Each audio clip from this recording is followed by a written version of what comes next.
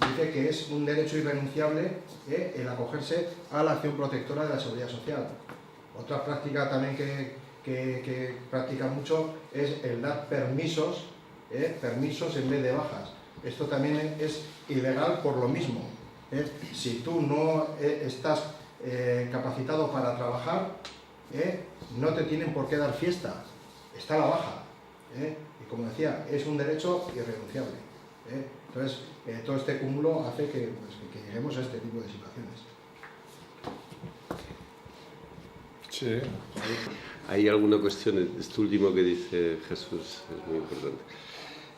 Fijaros que estamos hablando de lo que está visibilizado y porque hay gente concreta que se dedica a esto, no solamente la CGT, aunque fundamentalmente la CGT, es decir, que este estudio no proviene sino proviene de un planteamiento sindical de que la salud hay que defenderla y además una buena salud. Pero claro, todo el tema de lo que se ha planteado es lo que se ha denominado últimamente la socialización de los riesgos. ¿Qué quiere decir con la socialización de los riesgos?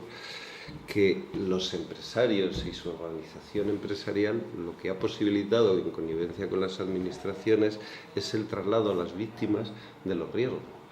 ¿En qué se traslada eso? Se trasladan los riesgos a través de, como se ha explicado, la no participación ejecutiva por parte de los trabajadores en la evaluación de riesgos, sino que se da la mano a los técnicos técnicas que no son neutrales, sino que sirven al interés privado en esas evaluaciones, con lo cual ya no es tanto los métodos que pueden ser mejores, peores, rozar la legalidad o no, sino que es como cuando tú coges un auditor y le dices que te audite las cuentas de cara a un expediente de regulación de empleo, quien paga manda.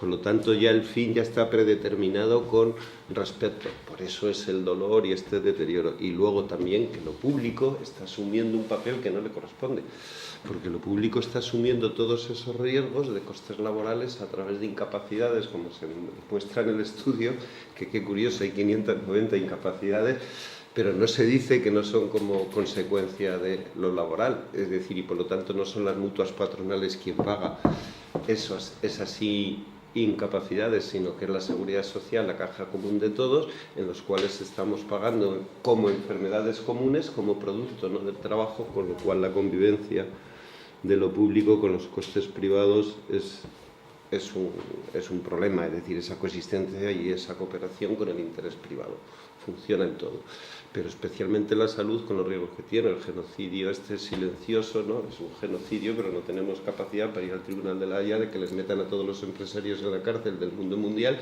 porque resulta que asistimos al genocidio más grande de todo.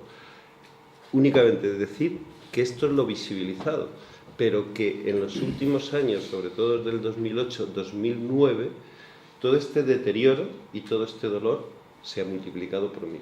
Es decir, trabajando menos gente en la formalidad de la economía, lo que se ha trasladado es un trabajo concreto donde ya no hay reglas de juego ninguna. Si ya las reglas de juego están trucadas, en este mundo donde cada vez más gente está yendo, y vamos, es una anécdota que te pillen un taller de ropa, de no sé qué, una maquila, eso es una anécdota, porque hay miles de trabajadores, millones de trabajadores y trabajadoras trabajando en unas condiciones donde el dolor y bueno, las incapacidades y la enfermedad, un deterioro de la salud generalizado. Simplemente resumir en eso, que estamos ante una socialización de los riesgos en el tema de la salud, donde a las víctimas encima se nos traslada todos esos riesgos y somos los que pagamos todo eso. Y que a niveles generales es un problema grave de salud.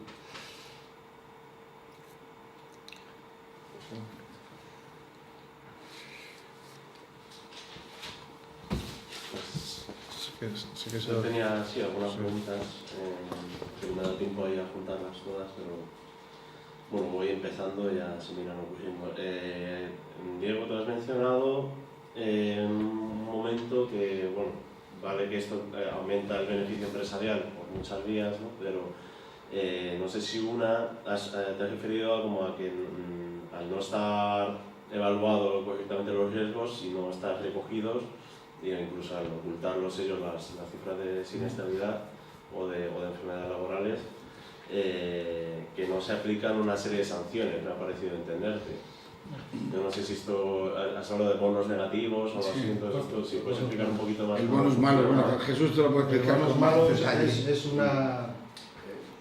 es un sistema en el cual se bonifica a las empresas en base a la reducción de los datos de siniestralidad y el cumplimiento de medidas preventivas, ¿no? Entonces, ¿qué pasa? Lo primero que hay que hacer es constatar que se reduce la siniestralidad. Si por mucho que tú quieras hacer ver que cumples la ley y tal, y no se traduce eso en una rebaja de la siniestralidad, pues no tienes acceso a eso. Entonces, eso, ¿cuál es el premio para la empresa? Es una reducción de las cotizaciones. ¿Y esto ha existido siempre o ha sido con la reforma laboral? No, esto creo que empezó en 2009. Creo que empezó 2008-2009. Sí. Y bueno, el dinero que sale de los sobrantes del fondo de mutuas. Sí. ¿Y tenéis algún cálculo de cuánto se han podido ahorrar, por ejemplo, en Pamplona, Volkswagen? Pamplona no está acogida, Volkswagen no está acogida al bonus malus porque no podría acogerse. O sea, tenemos una lista tan grande de incumplimientos en materia preventiva con actas de infracción de inspección o sea, para acceder a todo esto la empresa prácticamente tiene que estar impoluta. Y contar con el acuerdo de los delegados de prevención. Entonces, pues bueno, tiene que cumplir todas y cada uno de los requisitos que marca el acogerse a este sistema. A eso se refería antes Jesús cuando decía que hay empresas que cuando tienes un accidente o tienes una enfermedad profesional, un dolor de espalda, lo que sea, en lugar de reconocer que hay una enfermedad, sea del tipo que sea, lo que hacen es mandarte con permiso pagado. Prefieren, o sea, tiene que haber un beneficio tan importante que prefieren mandarte a casa y pagarte el sueldo antes que declarar que haya habido una enfermedad. Pero claro, el riesgo sobre el trabajador o sobre el conjunto de la plantilla es que al no constatarse esa evaluación de que hay un riesgo, en el futuro lo que hay simplemente es más enfermedades y más riesgo de que al no constatarse toda una relación de enfermedades, incluso alguno de ellos puede acabar en un accidente, y un accidente mortal puede ser. Es decir, eso es el peligro concreto que genera la búsqueda del beneficio como consecuencia hacia los trabajadores. Luego hay una cuestión que, vamos a decir, la cuenta de resultados de aquellas empresas a las cuales se les ha concedido la bonificación, pues no la encuentras por ningún sitio.